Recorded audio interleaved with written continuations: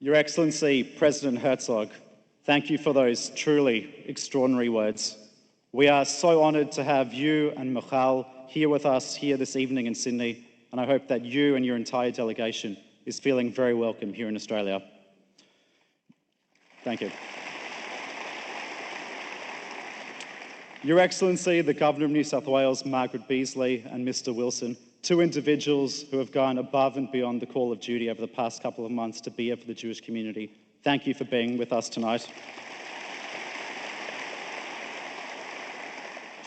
Our dear friend, the Premier of New South Wales, Chris Minns,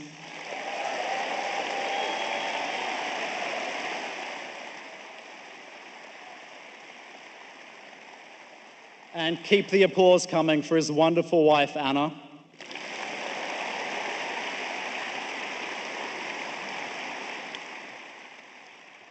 Political leaders, including past prime ministers, ministers and shadow ministers, distinguished guests and friends from outside the Jewish community, learned rabbis, communal leaders, ladies and gentlemen. It is one of the great improbabilities of recent times that the savagery of the October 7 invasion into Israel would set off a chain of events which would plague Jewish communities around the world and finally culminate in the massacre at Bondi Beach just under 2 months ago, at which 15 beautiful souls were lost. It is one of the disturbing symmetries that a period of time which began with an attack on Israel by Hamas, that vile terrorist organization backed by Iran, would be a prelude to attacks against our community here in Sydney on the other side of the world, including attacks orchestrated by the Iranian regime during last year's Summer of Terror. And I should just pause there because I want to use this opportunity to give a shout out to the incredibly brave Iranian people who have come to the streets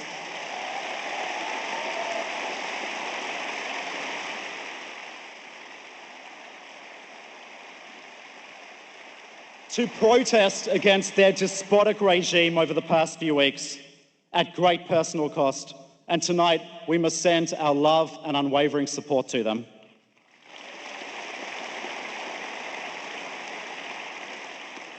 And it is one of the tragic ironies that the support the Australian Jewish community offered to the people of Israel in the immediate aftermath of October 7 would ultimately need to be reciprocated. And just over 2 years later, bring the President of Israel here to Sydney, not merely for ceremony or diplomacy, but for solidarity. Contemporary life is lived at a pace that often deprives us of perspective. History rarely announces itself in the moment, and the significance of events are often only recognized later when time has given us distance and clarity. The magnitude of the past 2 years is still to sink in, but I think it is clear to all of us that we are living through a new chapter in Jewish history. The post-Holocaust era, the golden era for Jewish diaspora communities throughout the West, is ostensibly over, as anti-Semitism fully awakens from its brief and light slumber. For Australian Jews, the relative immunity that we have enjoyed from anti-Semitism since 1788 has dissipated. But what this all means is something that we are all still grappling with.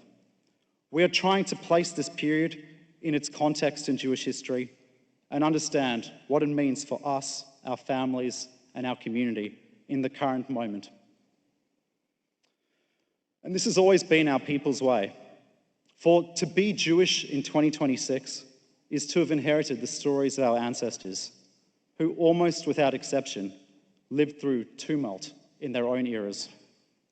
Pogroms and inquisitions, crusades and farhoods, exiles, expulsions, and ultimately the Shoah. The questions that we are asking tonight and the emotions that we have experienced were almost certainly asked by generations that preceded us who experienced similar events. But there is one enormous difference, and that, of course, is that we are all blessed to live in an era in which the State of Israel exists.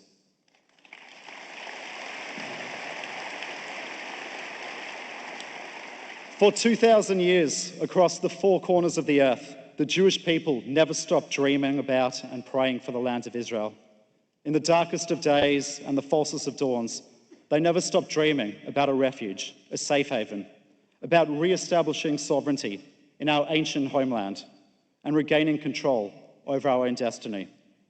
And this is the meaning of Zionism. It's not an abstract theory, but rather the lived experience of our people and our determination to shape our own destiny. And that's why tonight we come together and we proclaim that we are proud Australians, we are proud Jews, and yes, unashamedly, we are proud Zionists and we are proud of the State of Israel.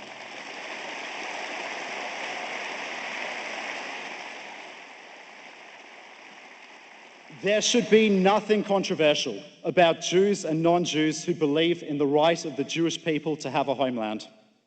And for those anti-Semites who promise Jews that they will be spared or venerated if they renounce Zionism or throw Israel under the bus, they need to know that we are not interested. Our destinies are intertwined with Israel. And we know that hatred of Israel is merely a smokescreen for anti-Semitism. Those who had the audacity to claim that President Herzog's visit would lead to more anti-Semitism or undermine social cohesion are the same people who have poured fuel on the fire of anti-Semitism over the past 2 years, or who haven't uttered a word as anti-Semitism has run rampant. After 2,000 years, they need to realize they have to take us as we are. We've tried living without a Jewish state, and we are never, ever going back to that reality.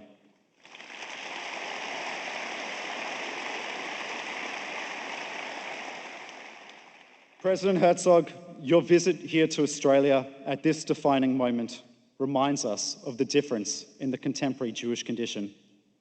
That we do not confront this latest barrage of anti-Semitism alone.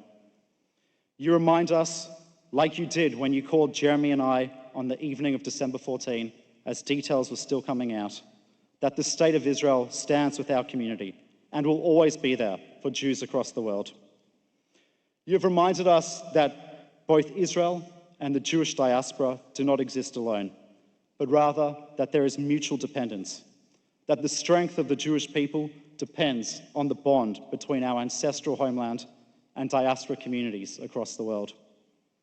We draw inspiration from the resilience of the Israeli people, and we are proud of Australia's long-standing, close relationship with Israel.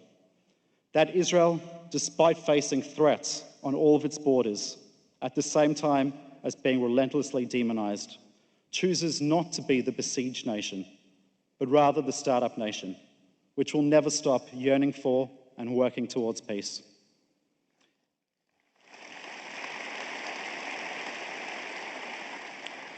In the same way, our community here refuses to bow to the wishes of a vocal minority by cowering, but rather we are more determined than ever to be proud and to continue strengthening our community and Australia.